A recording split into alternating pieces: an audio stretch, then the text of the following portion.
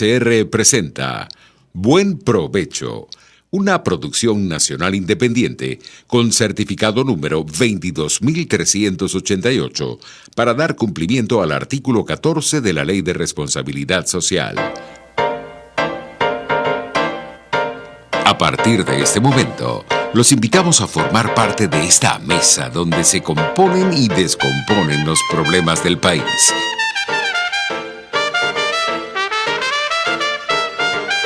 RCR presenta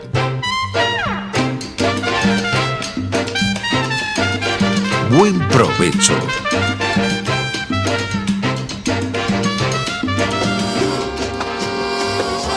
La voz de la diáspora en Buen Provecho con el profesor Tomás Páez. Querida audiencia global, nos estamos encontrando como todos los lunes a esta hora en la emisora pionera de la radiodifusión venezolana y en el programa pionero de la diáspora venezolana que se transmite a través de Radio Caracas Radio, bajo la dirección de Jaime Nestares, en la gerencia de producción Willy Zarcaya, en la producción Carla Sons, en los controles José Gregorio González y en la conducción, en el micrófono, este servidor, Tomás Páez. Nos pueden ver y oír a través de radio rcr750.com y en Periscope nos consiguen en rcr750. Dos cosas antes de presentar a un panel de verdad de lujo. La primera es el tema, me ha llamado mucho la atención. Yo no sé qué papel juega Hidrocapital en este momento y los hidros, porque la gente está construyendo sus propios, buscando el agua subterránea en donde haya y además pagando miles de dólares para ello. Sorprende eso. Sorprende también lo que está ocurriendo, que Venezuela le está poniendo un tapón, se ha convertido en un tapón a la migración venezolana, a quienes retornan a su país, los trata como inmigrantes indeseables.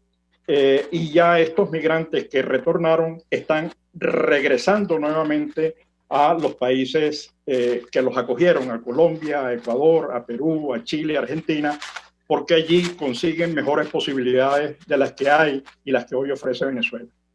Tenemos con nosotros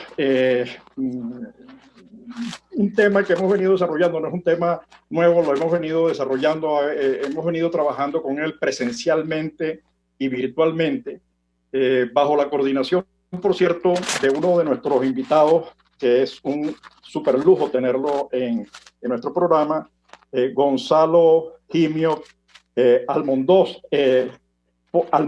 porque bueno, hay que diferenciarlo del Gonzalo Gimio hijo, que está en foro penal.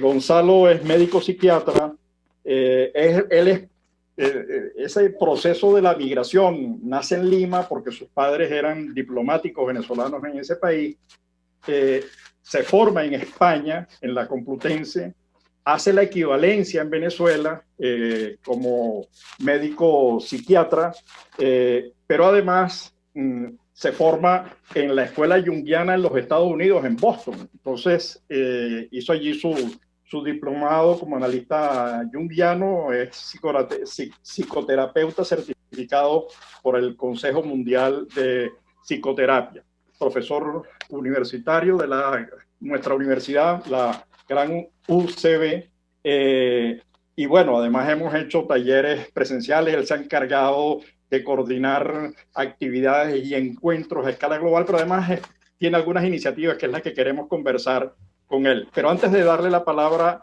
a Gonzalo, quisiera presentar también a María Eugenia Bravo, psicólogo de la Universidad Central, que hizo la equivalencia en España, pero además con un máster en psicología clínica, una especialización en psicología clínica en la Universidad Central de Venezuela, y Fernanda Páez Bravo, quien ha trabajado como psicólogo, formada en la Universidad Complutense, aunque dio los primeros pasos en la Universidad Central de Venezuela, con posgrado en la Universidad Autónoma de Madrid. Yo quisiera comenzar el programa, después de haberlos presentado con Gonzalo, con esa presentación tan sabrosa que hiciste para Estados Unidos hace poco, en mayo, hablando de la santería. Y entonces la presentación que haces, estamos hablando de hace 400 años cuando comenzaron a llegar las migraciones africanas a Estados Unidos, y ese trabajo de grado que tú hiciste, de posgrado, de especialización junguiana que tú hiciste sobre el tema de la santería en Boston, da pie para pensar todo el tema de la migración. Y últimamente te has dedicado en las reuniones que hemos tenido y que tú has organizado y que has promovido, el regreso a Ítaca. Entonces, quisiera comenzar, porque aquí hay unos invitados que han jugado a la migración, son parte de la migración, son seres humanos globales, pero además están desarrollando proyectos. Entonces, quisiera comenzar hablando del tema de la migración, cómo la están viendo, de las consecuencias de la migración. En tu presentación, Gonzalo, hablas de ello, para luego ir trabajando la atención a los venezolanos, a la diáspora y las iniciativas y algunos proyectos. Así que les dejo el micrófono, comenzando con Gonzalo, por favor. Sí, Tomás, muchas gracias por la invitación. Muy honrado de que me hayas traído aquí, bueno, y poder hablar lo que yo pueda contribuir a este tema de la diáspora. El trabajo al que se refiere Tomás es específicamente, tiene que ver con lo que llamó un catedrático catalán que se llama Achotegui, no sé si, donde él habla del síndrome de Ulises. El síndrome de Ulises es el síndrome del hombre que tiene que regresar, guiado por la melancolía. La melancolía es el dolor por el retorno, pero la necesidad del retornar. Entonces, siempre hay en toda persona que hace su viaje al exterior, que hace la diáspora, que se va de su país, siempre hay ese deseo de retornar, de volver, de regresar. Y bueno, en este trabajo sobre el síndrome de Ulises se habla de eso y la necesidad que tenemos de regresar. Y como en la diáspora, lo primero que se produce es una absoluta pérdida de los elementos de seguridad que tenemos, los elementos de seguridad en cuanto al paisaje, de seguridad en cuanto a la familia, en cuanto a las costumbres, en cuanto al idioma, no solamente el idioma como idioma, sino el idioma como lenguaje también, porque muchas veces la gente piensa que el idioma por ejemplo, es el castellano, es el catalán, o es lo que sea. El idioma es universal, pero el lenguaje es otra cosa. El lenguaje, la gente habla y quiere decir algo, lo expresa de una manera y resulta que se entiende en donde estamos, en el sitio donde vamos, se entiende de una manera diferente. Yo tuve, un poco por lo que habla Tomás, yo tuve la oportunidad y la suerte o la desgracia, no lo sé bien, de viajar mucho. Y bueno, empecé naciendo en Lima, cuando mis padres eran diplomáticos venezolanos. Después me fui a los Estados Unidos de muy pequeño, como a los 7 años, y me paso 2 años allí, estuve en un colegio interno allá en New Jersey, y luego, posteriormente, viajo a España, donde me formo como médico y después viajo a los Estados Unidos, donde termino mi formación como analista junguiano.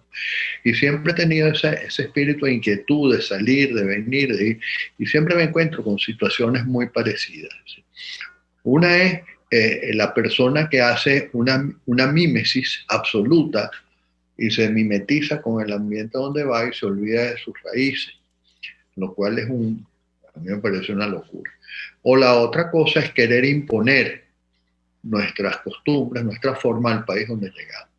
Y poder llegar a una solución de alteridad donde podamos comprender al país donde estamos, comprender el lenguaje que habla ese país, comprender las costumbres y podernos diferenciar y al mismo tiempo mantener nuestra identidad es una de las cosas más difíciles que hay. La otra cosa que pasa siempre con la diáspora es el deseo por retornar. Y entonces en este trabajo que yo presenté o que compartí con Tomás, nosotros hablamos del poema de Cavafis, que es el regreso a Ítaca, donde Cavafis, que también fue un peregrino, valora lo que significa el regresar a Ítaca, volver a Ítaca. Por más que Ulises dice, cuando termina la guerra de Troya, Ulises decide regresar. ¿Y para qué regresa? Y se encuentra, y uno se pregunta, bueno, ¿para qué tiene necesidad de regresar? Un tipo que se ha hecho amante de diosas, que ha sido premiado pues, de mil formas, ¿qué lo lleva a él a regresar? Y lo que lo lleva a regresar es el deseo por el regreso, la necesidad de regresar. Y en el poema de Cavafis termina diciendo, agradeciendo a Ítaca, que lo llevó fuera del país, que lo hizo emigrar a Grecia y a Troya y dejar a Ítaca, pero que luego posteriormente tiene que regresar. Y tiene que regresar por esa cosa melancólica, por esas cosas que nos hace a nosotros volver y que es necesario volver. Y entonces Cavafis termina su poema diciendo y estimulando y dándole las gracias a Ítaca por toda la cantidad de trabajo que tuvimos que pasar para regresar. Y que Ítaca siempre estará ahí en nosotros y que nosotros tenemos que volver a ella para poder valorar lo que tenemos. Ahora, tú decías algo en relación con el lenguaje y quisiera que intervinieran también nuestras dos invitadas. ¿Cuál ha sido la experiencia en el trabajo con los venezolanos, con la diáspora y con los pacientes que no son venezolanos que ustedes han tenido? Si pueden decirnos algo sobre ese tema, lenguaje, comprensión. María Eugenia, por favor. Sí, hola, bueno, muchísimas gracias por la invitación y por poder compartir con Gonzalo y con Fernanda y contigo. Sí, el tema de lo que decía Gonzalo creo que es una diferenciación importante. Todos hablamos castellano, pero el lenguaje es muchísimo más que eso. Y tiene que ver con las costumbres, tiene que ver con cómo nos comunicamos. Y aunque la mayoría de mis pacientes siempre han sido venezolanos, de la diáspora, en todas partes del mundo, incluyendo Venezuela, hay personas que están en Venezuela, en Israel, en Estados Unidos, en Inglaterra, en montones de partes en Chile, en distintas partes del mundo. También tengo pacientes españoles, por ejemplo, yo vivo en Madrid y tengo pacientes españoles. Y sí, al principio, sobre todo cuando yo no tenía incorporado mucho del vocabulario, había personas que me decían cosas que yo no entendía. Yo tenía que preguntar, ¿qué significa esta palabra? Sobre todo la gente más joven que tiene una utilización del lenguaje diferente a la que tienen las personas mayores españolas que yo conocía. Entonces ha sido un proceso eso de la adaptación y luego poder comprender, igualmente traducir lo que quiero decir y que no se me salga venezolanismos muy puros, porque entonces el paciente español no los entiende. Pero sí creo que es un tema importante. No sé cuál ha sido la experiencia de Fernanda en este caso, por ejemplo. Por ejemplo, Fernanda. Sí, bueno, muchas gracias también por la invitación, por estar aquí. Para mí, quizás lo que ha sido distinto es que ya el incorporarme al ejercicio de la carrera venía precedido de que yo llevaba muchos años, me había formado aquí, entonces yo el lenguaje lo tenía bastante más incorporado. Pero sí es cierto que es muy interesante y me gusta mucho esta idea como la plantea Gonzalo, porque dices, voy a un país en el que hablo mi mismo idioma y te encuentras con que hay un montón de cosas absolutamente distintas, con que tienes que aprender a expresarte de una forma en la que te entiendan, con que tienes que aprender muchas de las cosas que dicen ellos y en la propia experiencia con la terapia. Yo tengo tanto venezolanos como españoles. Y ocurre incluso en uno mismo, cómo me permito hablar en un caso y en el otro, ¿no? Cómo frente al español tengo que muchas veces hacer adaptaciones, aunque ya son muy automáticas, y en el caso de los venezolanos a lo mejor uno se deja llevar un poquito más porque hay algo común, ¿no? Hay algo que compartimos y que no tiene que ser explicado.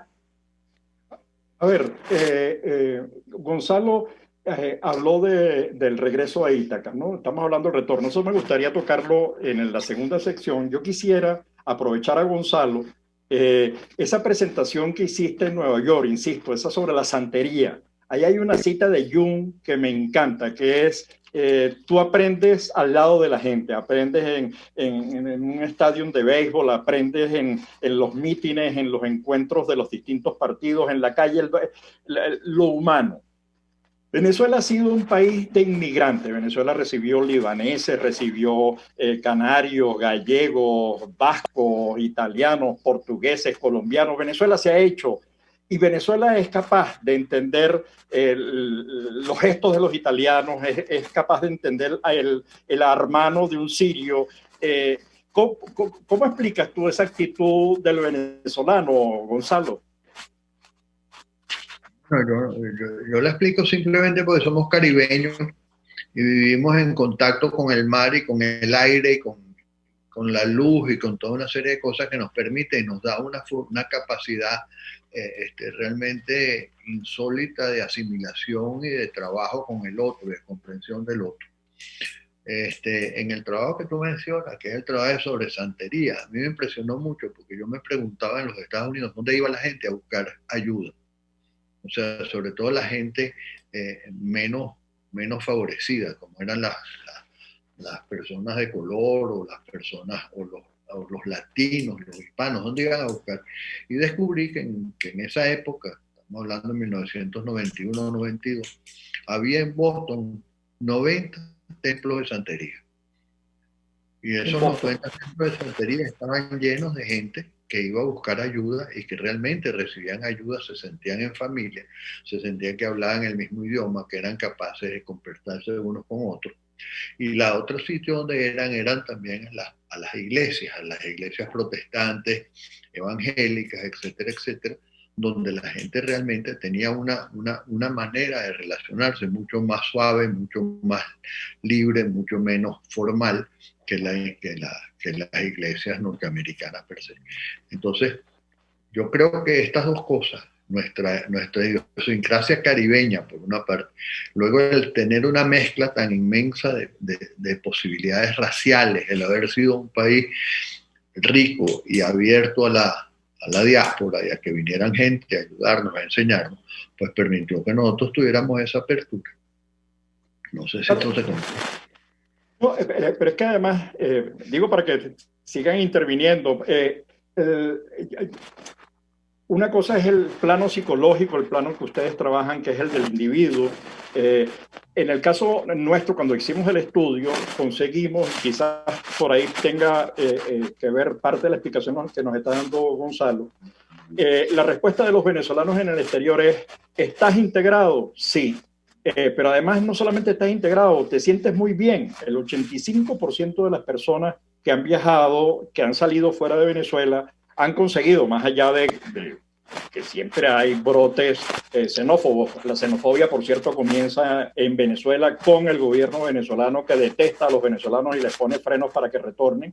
Pero el venezolano se integra muy bien. La experiencia de ustedes con los venezolanos, con sus pacientes, ¿indica eso o esto es una visión muy optimista del migrante? ¿Hay matices? ¿Cuáles son esos matices? ¿A qué se debe? Bueno, me animo a hablar yo antes que ellos, que son los que tienen más experiencia, pero en mi caso yo creo que también coincido con lo que decía un poco Gonzalo al principio, esto de los dos extremos, ¿no? Existe el que se mimetiza, ¿no? El que llega y de repente hasta la forma de hablar cambia muchísimo, en unos casos inevitablemente, que a veces es más rápido, a veces es más lento, y entonces parece que me olvido completamente de dónde vengo y no me interesa y no quiero saber de nada de eso que quedó atrás. Y me he encontrado también con el caso de la no adaptación, en donde lo que intento es reproducir lo mismo, el mismo estilo de vida, lo mismo que yo conocía, traerlo y encajarlo y hacer como que necesito que me funcione exactamente igual, y entonces hay mucho más conflicto a la hora de adaptarse, porque no me abro a la experiencia que me ofrece el país de acogida, sino que estoy intentando reproducir lo que traigo, lo que conozco, y en ese caso pues es mucho más difícil que se produzca esa integración, ¿no? Esa adaptación, pero también es algo que depende mucho de la persona, varía mucho de un individuo a otro, ¿no?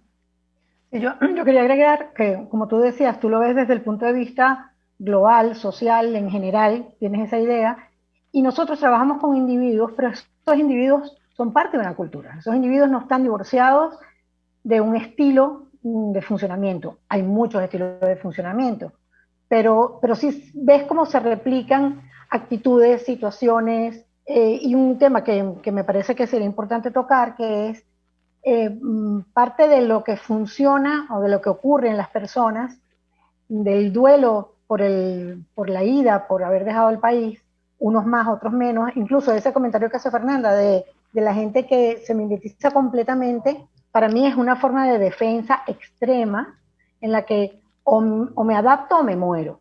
Entonces es una forma como de querer cortar lo que es incortable, porque más que una actitud que sea más adecuada o menos adecuada, es un error a tocar el dolor que se despierta cuando tienes que dejar aquello a lo que estás acostumbrado, aquello de donde vienes. Entonces te vas al otro extremo, es como que lo intento negar completamente.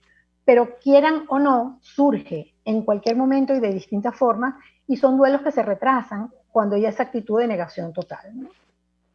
Recordando ahora, creo que a Gonzalo le impactó también cuando estábamos haciendo una presentación, creo que fue por los lados del año 2017, que estábamos allá arriba en un café hablando de estos temas, y un muchacho se levantó y dijo algo así como que yo no tengo que ya más nada que ver con Venezuela.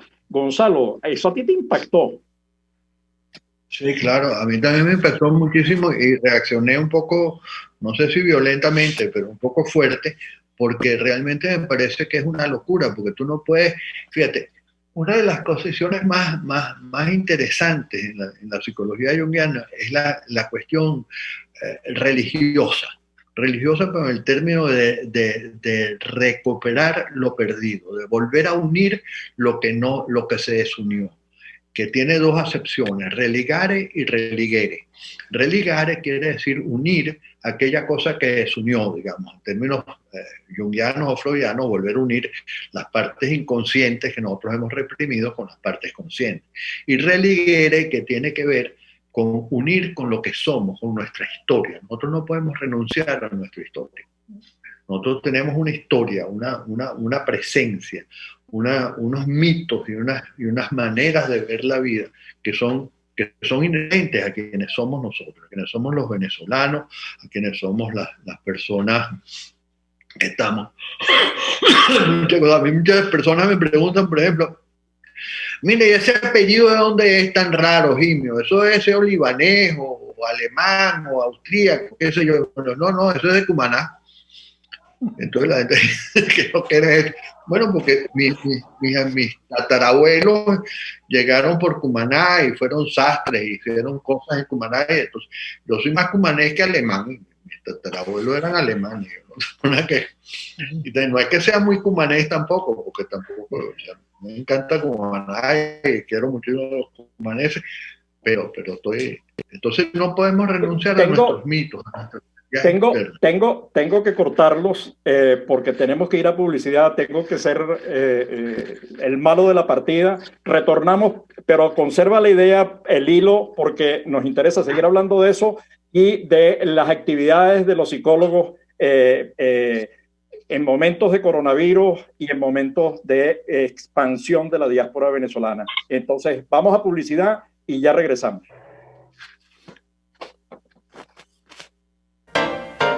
Usted escucha Buen Provecho por rcr.tv, la radio que se ve.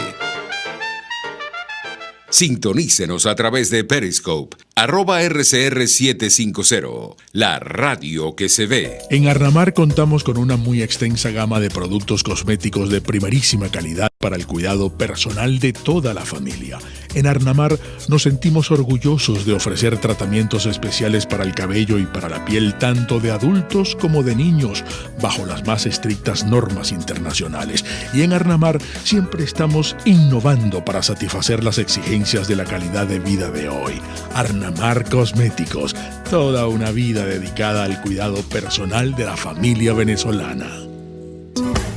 Dosis Alternativa es una ventana abierta donde usted hallará respuestas a diversos temas de salud que nos preocupan. Quiero agregar que la psicología adoptó ese término de resiliencia, específicamente la psicología positiva, pero su origen viene del latín resilio, ¿no? De volver atrás, de rebotar. Y más bien está vinculado a la capacidad de ciertos materiales como el acero para recuperar su forma aún después de haber sido doblado o golpeado. Dosis Alternativa les hace llegar de una manera sencilla y amena la orientación de profesionales que necesita para comprender y manejar correctamente situaciones de nuestro día a día. En la vida depende desde dónde tú te encuentres, como yo enseño en la escuela donde yo dirijo, desde dónde te encuentres cuando tomas decisiones. Claro. Si es un comportamiento de un niño herido, si es un comportamiento de un adolescente frustrado o un adolescente exitoso, o de un comportamiento de un adulto. Entonces, dependiendo en dónde te encuentres de esas tres fases, tú decides dónde realmente, si la decisión es útil o no es útil para ti. Dosis Alternativa, con Marilia García y Jackson Vargas, de lunes a viernes a las 9:30 de la mañana, solo por RCR y rcr.tv, la radio que se ve. Una palabra bien dicha y en el momento oportuno puede hacer la diferencia. Palabras sueltas pueden no significar nada, pero juntas pueden mover el mundo. Palabras más o menos me estás dejando. Descúbralas junto a una periodista intrépida, incisiva y audaz, María Alejandra Trujillo en Palabras más, palabras más, palabras menos. Palabras más, palabras menos. De lunes a viernes, a partir de las 7 de la mañana, por RCR 750 AM. Palabras más, palabras más, palabras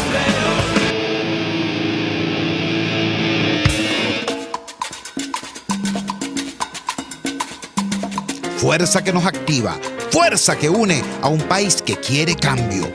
Mi nombre es Chuo Torrealba y estoy contigo desde las 5:30 de la mañana para que te enteres de todo lo que acontece dentro y fuera de un país en crisis, un país que quiere cambio y libertad. Unidad, la fuerza es la unión, de lunes a viernes desde las 5:30 de la mañana con Chuo Torrealba, solo por RCR, porque lo bueno une. RCR 750 AM. Porque lo bueno une. Los grandes temas se debaten en la mesa. Buen provecho por rcr.tv, la radio que se ve. Y síganos en Twitter, @rcr750. Buenas tardes nuevamente, de retorno a nuestro segundo segmento del programa. Había dejado, le había quitado la palabra a Gonzalo. Me gustaría que terminara la idea, pero además dejar abiertas ya las próximas preguntas que están relacionadas. Uno, ¿cómo están haciendo ustedes con los venezolanos que están en el mundo? Digamos, ustedes tienen pacientes cada vez más a través de las redes, a través de internet, producto de toda esta cuarentena global. ¿Cómo están viendo ese proceso? ¿Cómo están viendo los venezolanos en el exterior? ¿Cómo están viendo a los ciudadanos de los países de acogida, españoles, norteamericanos, irlandeses, de donde fuere? Y por otro lado, todos los esfuerzos que se están haciendo, a mí me gustaría conocer lo que ha planteado en algún momento Gonzalo sobre el tema de la psicodiáspora. Yo creo que allí las universidades venezolanas tienen muchas cosas que hacer. Las universidades y centros de investigación en el país tienen mucho que hacer, los consultorios tienen mucho que hacer para atender esa complejidad, esa realidad de los 6 millones de venezolanos que están fuera, pero de esos millones de familiares que quedaron dentro del país y que están también golpeados. Entonces yo quisiera sus palabras, sus experiencias y también sus iniciativas. Gonzalo, te corté, así que por favor. Yo lo que estaba diciendo era simplemente que no nos podemos desligar de quiénes somos, de lo que es nuestra historia. Desligarnos de eso es perder un tesoro que tenemos ahí. No solamente la historia como país, sino la historia como familias, como mitos personales, como formas de habernos estructurados de una determinada manera. Por ejemplo, yo no sé, yo creo que te conté una vez el caso, yo me acuerdo de ese caso clarísimo, porque yo tendría 7, 8 años, y yo me acuerdo que me presentan a mí un día un señor que llega y me da la mano. Yo me llamo Sunday Days, Y yo digo, ¿qué es eso de Sunday Days? Bueno, es que él se llama Domingo Díaz, pero como él está viviendo aquí en los Estados Unidos, entonces ahora se llama Sunday Days. Eso es una locura, ¿ves? No puedes improvisar lo que tú eres. O sea, yo soy Gonzalo Gimio, al mando con herencia en Cumaná, con vivencias en Caracas, con vivencias en España, con vivencias en los Estados Unidos, y todo eso forma parte de mi historia, de lo que yo soy. Y eso de religarse, de poderse unir uno a su historia es lo que le da sentido a la cosa. Y es lo que le da sentido a Ulises para regresar a Ítaca. Porque Ítaca es el canto a la nostalgia, que nostalgia, yo me confundí al principio, dije melancolía, no es nostalgia. Nostalgia es el dolor por la necesidad del regreso.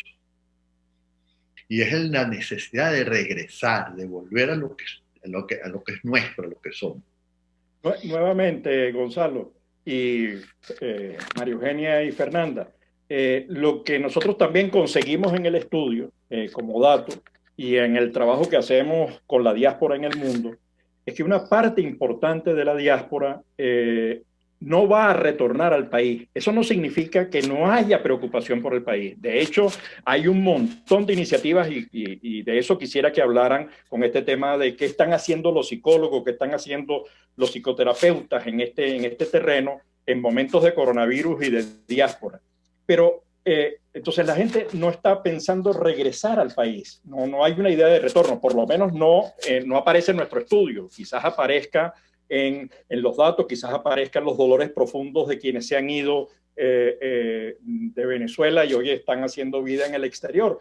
Pero en todo caso, esa es una respuesta. Entonces yo quisiera, a partir de las experiencias que ustedes han tenido con sus propios pacientes, en las reuniones que han sostenido, los equipos, los debates, ¿cómo están viendo este tema?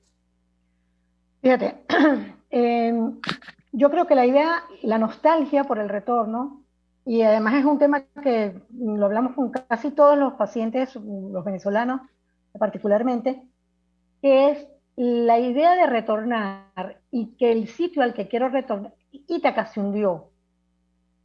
Entonces es la sensación y es el dolor porque no tengo a dónde retornar, porque a donde yo quiero retornar no existe. Esa es la idea, la sensación que tienen muchas de las personas, que es, yo quisiera volver a mi familia, pero es que mi familia unos están en Estados Unidos, los otros están en Panamá y los otros están en Chile y yo estoy en España. Entonces, incluso ese retorno y esas conexiones que ahora el Internet, las redes globales nos permiten por lo menos estar conversando, aunque estemos distantes físicamente, y permite que los abuelos que están lejos conozcan a los nietos y que hablen, pero no tienen ese contacto diario. Justamente una paciente me contaba en estos días que su nieta la llevó a ver a la abuela, que la veía, que vive en otro país de Europa, la llevó a conocer a la abuela y no quería saber nada de la abuela, aunque la ve todos los días, porque no tenía el contacto físico. Entonces, esa idea de la nostalgia de regresar a ese lugar, que ese lugar siempre está dentro de ti, que estoy totalmente de acuerdo con Gonzalo, uno no se puede desligar de lo que es. Al contrario, es como unir esos pedazos y que esa configuración quede dentro de ti y no te desmorone, estés donde estés. Pero uno de los temas es eso, no tengo a dónde regresar, el lugar donde yo quiero regresar ya no existe.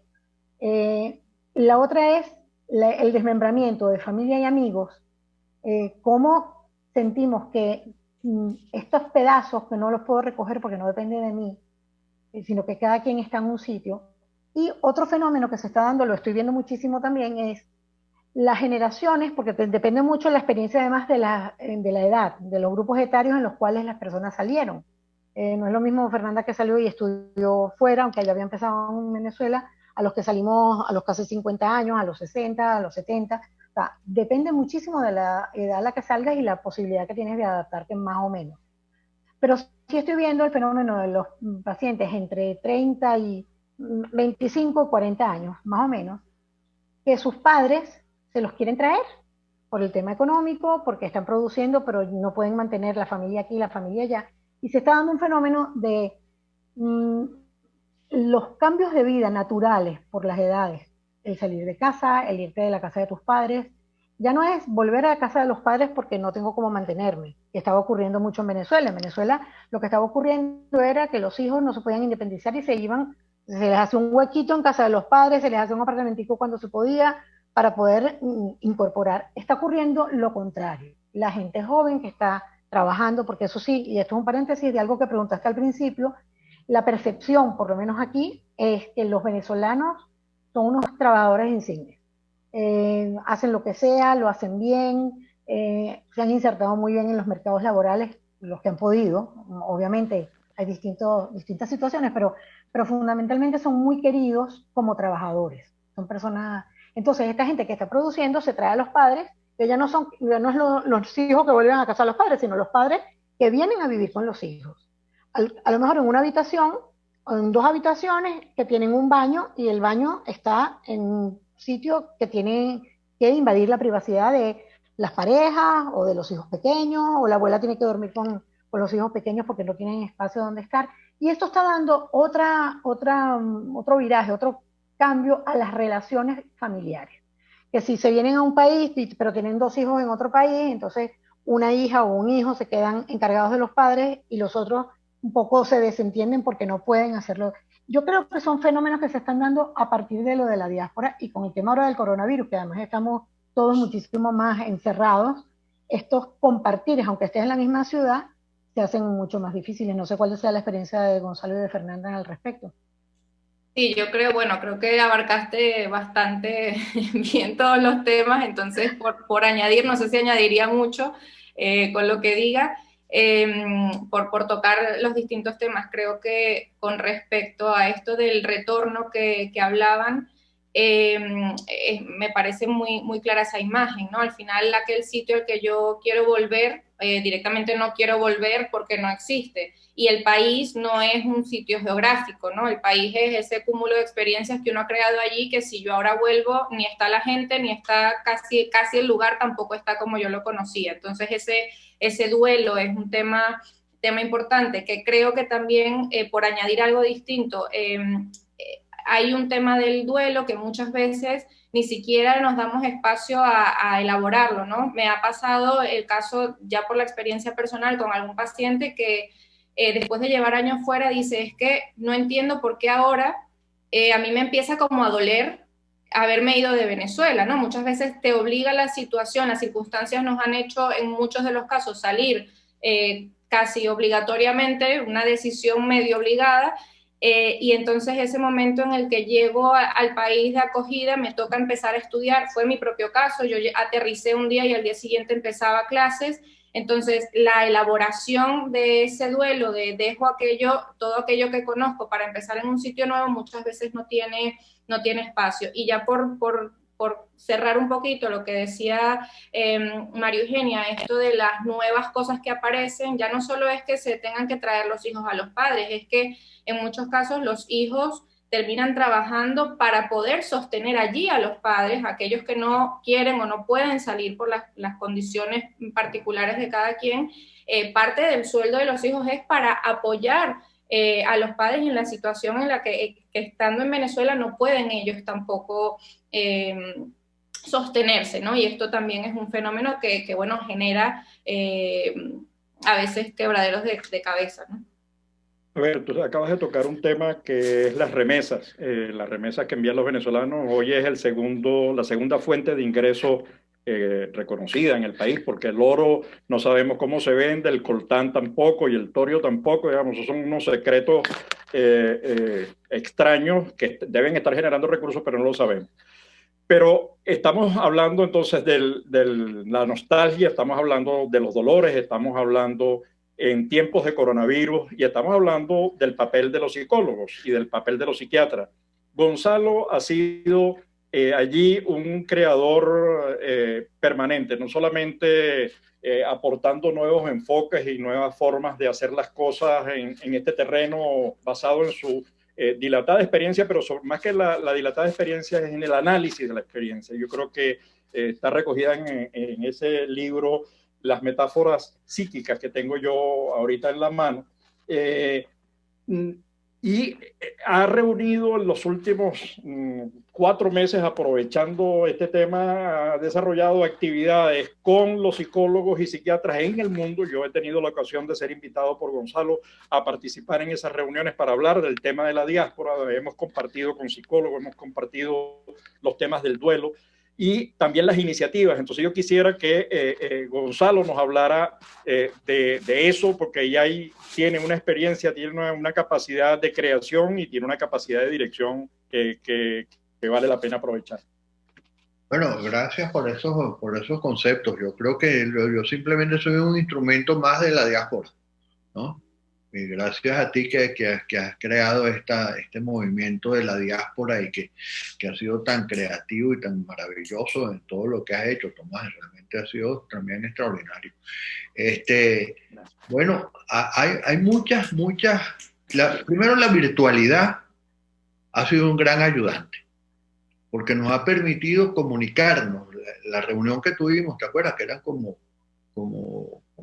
30 o 40 personas, no sé cuántas fueron, que nos reunimos a hablar sobre Venezuela y sobre esta serie de cosas. Luego hay un grupo hay un grupo de la psicodiáspora que está haciendo mucho ruido. Hay un grupo que capitanea Eduardo Carballo en Colombia, que somos alrededor de 40 o 50 analistas y psicólogos y psiquiatras que estamos atendiendo gente en forma gratuita, y estamos, sobre todo, tienen una triple función. Lo primero es no perder el concepto de la venezolanidad.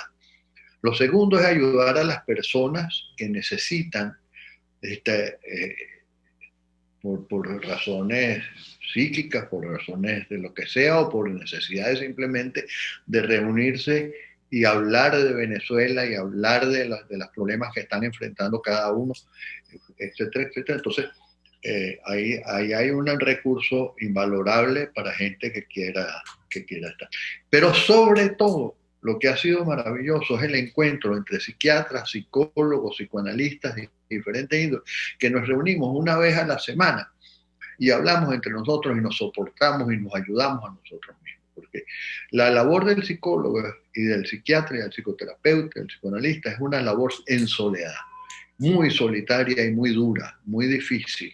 Entonces, poder encontrarnos grupos de psicólogos y psiquiatras médicos y hablar sobre la venezolanidad es una maravilla. Yo, como tú dijiste al principio, me vine a España muy joven a estudiar medicina. Estudié mi carrera aquí, me fue bien, y nunca me sentí extranjero en España. Nunca me sentí mal, ni me sentí extranjero, ni me sentí español tampoco. Siempre me sentí muy venezolano, nunca perdí el acento, ni trabajé con la Z, ni la C, ni eso. Traté de hacerlo lo más venezolano posible. Hice excelentes amigos, tanto españoles como peruanos, como en todas partes del mundo, que todavía conservo algunos de ellos, algunos ya no existen pues, por razones diversas, y nunca me he sentido mal en ninguna parte donde yo he ido. Primero, porque no he pretendido imponer mis criterios, y segundo, porque tampoco he flejado en entregar mis criterios y mis maneras de pensar y de sentir. Pero esos grupos se están llevando a cabo, de una manera en diferentes lugares. Yo pertenezco al grupo que capitanea Eduardo Carballo, que sería el grupo de apoyo psicológico, que tiene su sede en Colombia, en Bogotá, pero además tiene gente hasta en Vietnam, ¿no? que trabaja con personas que están en diáspora y que se unen y son un trabajo gratuito, nadie cobra nada por eso, y hacemos sesiones tanto individuales como grupales. Ha sido muy, muy, muy interesante. Y sobre todo nos apoyamos unos a los otros, porque si bien la labor del psiquiatra y del psicólogo es una labor en soledad, se necesita de psiquiatras y psicólogos para que nos apoyemos también entre nosotros. Esa palabra la rescato, apoyo, porque lo que yo estoy viendo con los psicólogos, a los que conozco, las redes que conozco unos cuantos, es el apoyo en este momento de nostalgia, pero también de mucho dolor, de mucho sufrimiento, de muchos venezolanos que necesitan, pero que no tienen recursos en este momento, producto de los efectos o las secuelas del coronavirus, ¿no? Entonces, esa práctica sí me gustaría que la comentaran, porque la inscribo dentro de otra.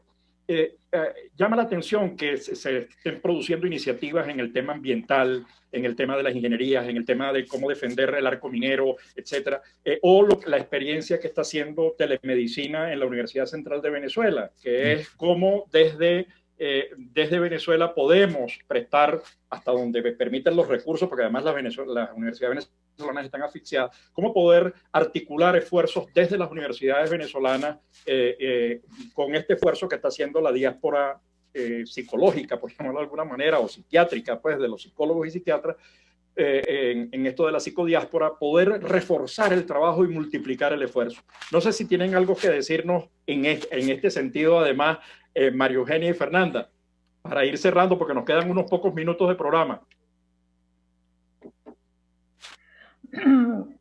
Bueno, yo creo que lo que están haciendo este grupo, el de Eduardo Carballo, donde está Gonzalo, donde hay 40, 50 profesionales de la salud mental, creo que es maravilloso. Yo creo que todos estamos aportando como podemos.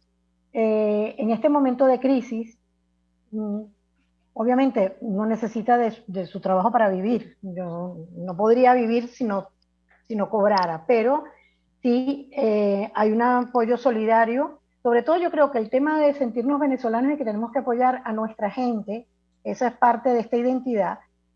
A mí me llama alguien y me dice que necesita, me dice, pero yo puedo pagar tanto, pues eso es lo que voy a cobrar, lo que tú puedas pagar. Y además hay una cosa maravillosa, que eso me lo enseñó mi Gonzalo hace ya muchos años. Cuando tú dejas abierto ese espacio, la gente responde desde la honestidad.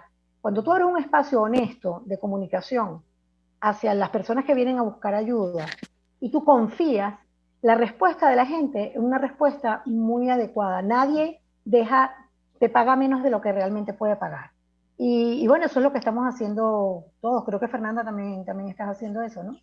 Sí, yo también pues tengo a los venezolanos que tengo, que también están regados por todo el mundo, pues también funciona un poco desde ahí y la oferta al final hay estas iniciativas, grupos que se han encargado, lo he visto publicado también por las redes, apoyo a los venezolanos también por el propio duelo del coronavirus, ya no solo porque si eres inmigrante, si te fuiste de tu país, si tuviste que salir, no solo eso, sino por toda la situación de la pandemia, y luego esto ha llevado también a mucha gente a generar a lo mejor contenidos gratuitos, ¿no? Posibilidades de ayudar, de dar pautas, de dar cosas que en general puedan funcionarle a la gente para hacer esta situación lo más llevadera posible dentro de lo que cabe. Gonzalo, te quedan 30 segundos para ir cerrando el programa. Por favor. Bueno, mira, yo digo, parafraseando al grupo que capitanea Eduardo, nosotros somos un refugio, los refugios están allí, estamos disponibles. Que la gente los use o no los use depende de cada quien. Lo importante, y también es lo que decía María Eugenia, yo le digo a mis pacientes siempre, ¿cuánto cobra usted, doctor? No, yo no cobro, usted me paga lo que usted pueda. Bueno, de verdad que agradecido por el tiempo, por su tiempo, por sus aportes, por su esfuerzo, por lo que están haciendo por la diáspora y con la diáspora y como parte de la diáspora. Así que 1 millón, y a toda nuestra querida audiencia nos seguimos viendo como de costumbre en nuestro horario usual, los lunes a las 12 del mediodía a través de Radio Caracas, Radio 750.com.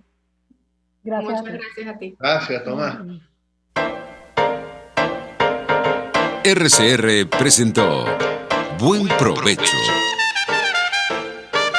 Síganos en Twitter en @RCR750. RCR 750 AM, porque lo bueno une. RCR presentó Buen Provecho, una producción nacional independiente con certificado número 22.388 para dar cumplimiento al artículo 14 de la Ley de Responsabilidad Social. RCR